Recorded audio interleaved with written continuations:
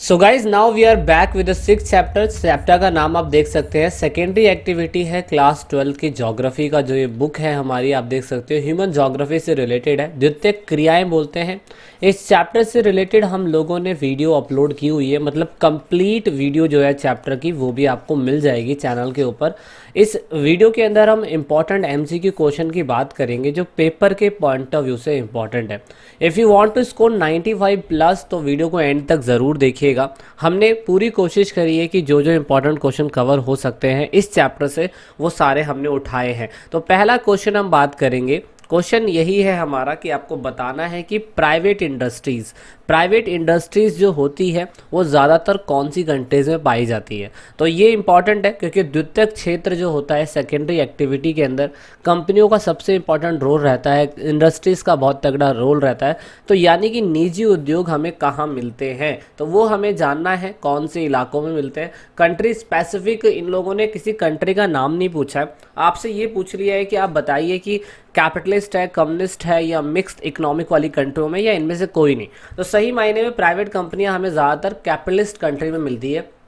Capitalist country मतलब बोले तो जहाँ पे मनी की वैल्यू ज़्यादा होती है। तो ये मैं कह सकता हूँ कि यूरोप की जितने भी कंट्रीज़ होती हैं वो सारी कैपिटलिस्ट है। और आपने क्लास 12 के अंदर कोल्ड वॉर के बारे में तो सुना ही होगा, जहाँ पे कम्युनिस्ट और कैपिटलिस्ट के बीच में वॉर चल रहा था।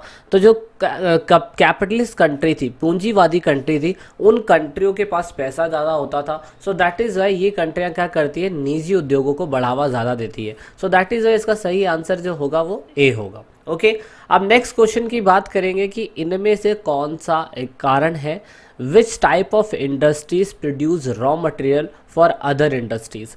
देखिए कुछ इंडस्ट्रीज़ होती हैं, जैसे मान लीजिए कि मैं शुगर फैक्ट्री का एक एग्जांपल देना चाहता हूँ। ठीक है, शुगर एक फैक्ट्री है। अब शुगर फैक्ट्री क्या करेगी कि ये फैक्ट्री पूरी तरीके से रॉ मटेरियल के लिए किसी पे डिपेंड होगी। ठीक है ना, अब ये फैक्ट्री अगर किसी पे डिपेंड होगी मटेरियल के लिए तो वो भी कोई ना कोई एक फैक्ट्री होगी, वो भी कोई ना कोई एक इंडस्ट्री होगी जहाँ जिस पे डिपेंड करेगी।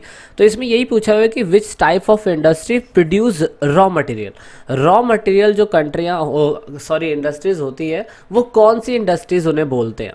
ठीक है ना, तो मतलब कि अगर मान लीजिए कि आपने अपना कोई बिजनेस खोलना है और उसको आपको किसी के ऊपर डिपेंड रहना है तो इस इंडस्ट्री को क्या कहा जाता है, ये पूछा हुआ है। तो इसका आंसर जो है उसे बोलते हैं बेस इंडस्ट्रीज, बेस या बेसिक इंडस्ट्रीज। तो इसका सही आंसर सी है।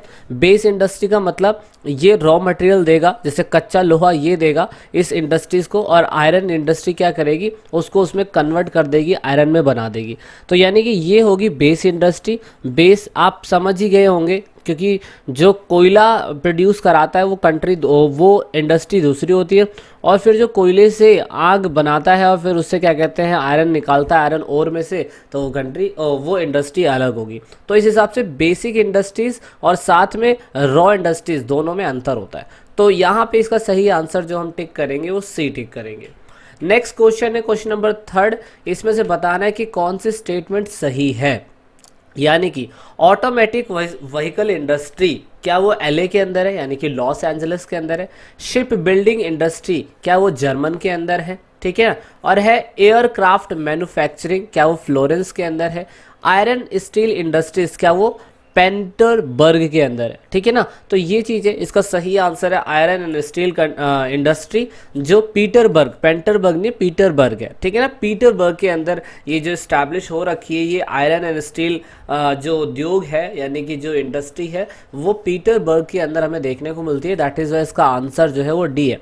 My question from you all the student that आपको बताना है कि जो पीटरबर्ग है ये कौन सी कंट्री के अंदर है। ओके आपने अगर डीपली पढ़ा है ये चैप्टर तो आप काफ़ी अच्छी तरीके से मुझे बता सकेंगे। कमेंट करिए मुझे और बताइए कि भाई पीटरबर्ग जो है वो कौन से उसमें आता है। ओके तो अब हम आगे चल रहे हैं क्वेश्चन नंबर 4 में।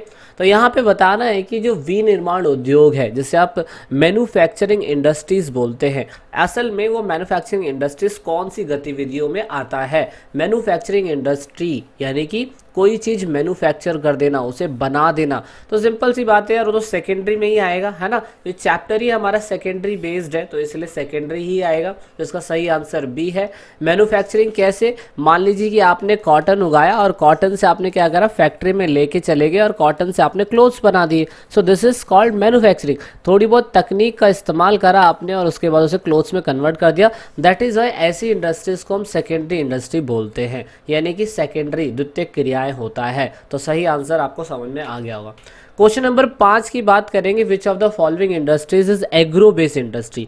ऐसी कौन सी इंडस्ट्री है जिससे आप कृषि उद्योग आधारित उद्योग बोलेंगे। ऐसी इंडस्ट्री जो कृषि पे आधारित हो, एग्रो बेस्ड हो, वो कौन सी है। इसमें से आप देख सकते हो लेदर है, सीमेंट है, कॉटन है या आयरन एंड स्टील इंडस्ट्री है। तो सिंपल से तो कॉटन है भाई, कॉटन से तो कपड़ा बनता है ना। So that is why we need to use cotton. Leather नहीं हो सकता, लेदर हम खाल का इस्तेमाल भी कर लेते हैं। सीमेंट में केमिकल का इस्तेमाल किया जाता है। आयरन और तो सिंपल से होती है, धरती के अंदर से निकल आता है। तो इसलिए कॉटन इसका सही आंसर है, जो एग्रो बेस्ड इंडस्ट्री है। क्वेश्चन नंबर 6 की बात करेंगे, रुहुर कोयला फील्ड। ये बहुत ही इंपॉर्टेंट है, ये बहुत ही ज़्यादा इंपॉर्टेंट है, ये बहुत बार पेपर के अंदर आया है। रुहुर लिखा हुआ है, रुहुर कोयला क्षेत्र कौन से देश में स्थित है। तो इसका सही आंसर भाई जर्मनी है। आप इसका मैप देख सकते हैं, मैप में इसमें बताया हुआ है, ठीक है। तो ये आपने अगर 10th क्लास की हिस्ट्री पढ़ी हो तो आपको समझ में आ जाएगा ये है क्या। तो ठीक है, तो ये आप इलाका देख सकते हैं। यहाँ पे रुहुर जो है वो जर्मनी के अंदर पाया जाता है। कोयले की मात्रा यहाँ पे बहुत ज़्यादा थी। एक टाइम था कि इनसे छीन लिया गया था जर्मनी से, लेकिन बाद में फिर ये इन्होंने क्या कहते हैं ले लिया था। तो ठीक है, तो नेक्स्ट क्वेश्चन है, क्वेश्चन नंबर 7 है, which was the following is not a factor affecting of industries. अगर आपको कहीं इंडस्ट्री लगानी है तो इनमें से ऐसा कौन, देखो इंडस्ट्री लगाने के लिए फैक्टर होते हैं। मतलब क्या क्या फैक्टर होते हैं, आपको पानी चाहिए, आपको बिजली चाहिए, आपको लेबर चाहिए, आपको प्लेस चाहिए, है ना। लेकिन इनमें से ऐसा कौन सा नहीं जिसके में ज़रूरत नहीं पड़ती है, वो है हमारा सिंपल सा इंटरनेट। अगर आपको इंडस्ट्री लगानी है, बनाना कुछ है, तो इंटरनेट से उसका कोई लेना देना नहीं होता है। हाँ, अगर आप इंटरनेट से रिलेटेड कोई इंडस्ट्री बना रहे हैं तो वो एक अलग चीज़ है। लेकिन इंटरनेट शुरुआती समय में अगर आपको फैक्ट्री लगानी है तो इंटरनेट की ज़रूरत नहीं पड़ती है।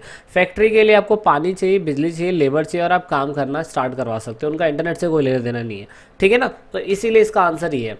अब क्वेश्चन नंबर 8 की बात करेंगे।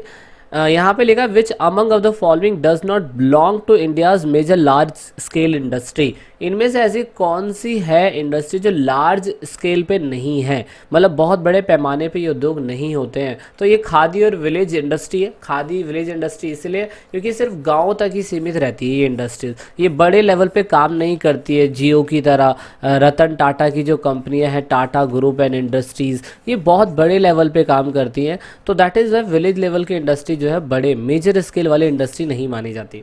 ओके, क्वेश्चन नंबर 9 की बात करेंगे, who manufacturing the largest quantity of jute in the world. Jute यानी कि दुनिया का सबसे बड़ा जूट का जो मात्रा होती है वो कौन प्रोड्यूस करता है, वो जानना है हमें। तो यहाँ पे सही आंसर है इंडिया। जूट जो आपको पता है कि भाई ये जो हमें मिलता है लार्जेस्ट क्वांटिटी के अंदर, वो इंडिया में ही पाया जाता है। बोरियां बनाई जाती है इससे, रस्सियाँ बनाई जाती है इससे, वो सब हम ही देते हैं ना। आपने देखे भी होंगे, आपने लोकल मार्केट के अंदर आपको दिखा भी होगा। क्वेश्चन नंबर लास्ट 10th की क्वेश्चन की बात करेंगे। यहाँ पे पूछा हुआ है कि जंग का कटोरा किसे कहा जाता है। यहाँ पे रेस्ट बॉल बोलते हैं इसे। ये कौन सी इंडस्ट्री को बोला जाता है, ठीक है, जंग का कटोरा। तो ये बहुत इंपॉर्टेंट है, पेपर में पूछा हुआ है। आयरन एंड स्टील इंडस्ट्री को हम जंग का कटोरा यानी कि हम इससे रिलेटेड इसे डिनोमिनेट करते हैं। सो दैट इज़ वाई लोह और इस्पात। तो भाई वीडियो कैसी लगी जल्दी से बताइएगा अपने लाइक, शेयर और साथ में कमेंट से। तो मिलते हैं जल्दी वीडियो के अगले पार्ट में। This is it in video and thanks for watching video till the end.